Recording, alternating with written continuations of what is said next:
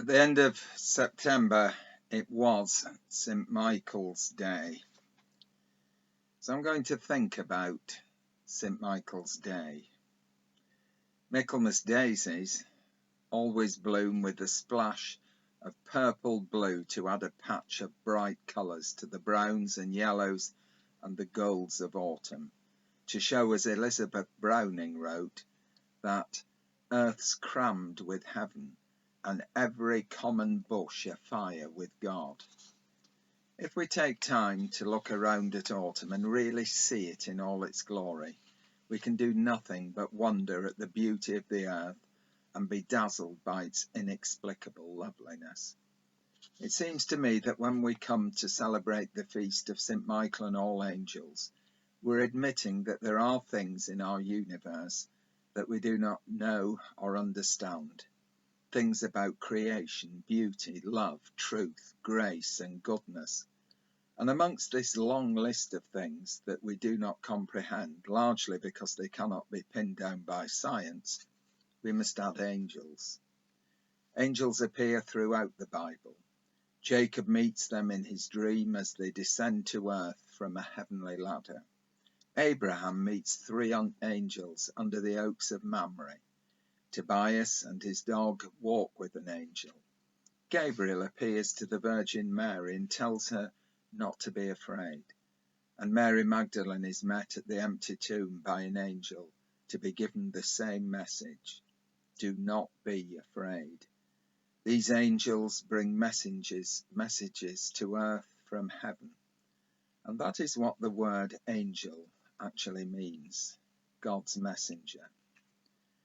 Angels have come to be seen as creatures wearing flowing gowns, usually of white and having great wings.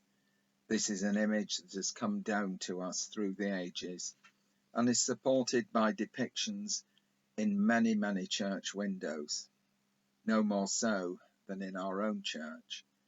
St. Michael is not, however, seen in flowing robes, but rather in armour, the shining armour of right, usually with the devil planted firmly under his feet.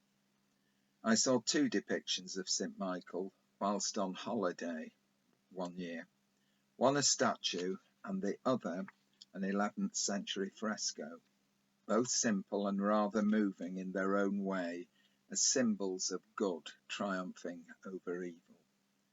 I also find the image of Michael in our great east window to be moving in its colourful beauty, as he, Michael, looks out down the aisle, down the chancel of the church, and at the congregation, at everybody who is in church, as he has done so over so many great events over the last 150 years.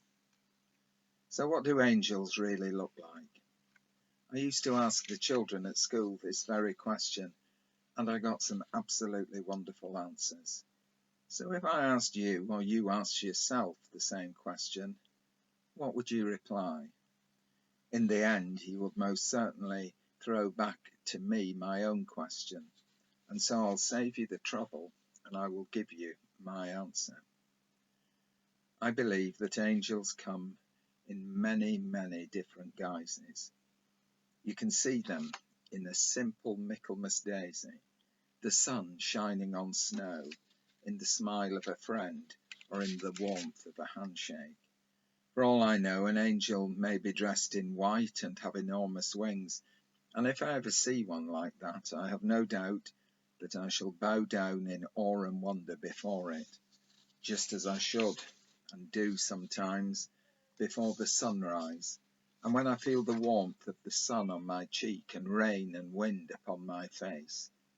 You see, I believe that all these things are messages from God, messages that are sent to remind us of just how much we are loved by God.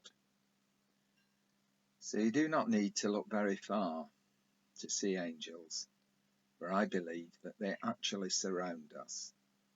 They are the messages that remind us of the love of God, messages that often we're too busy to read.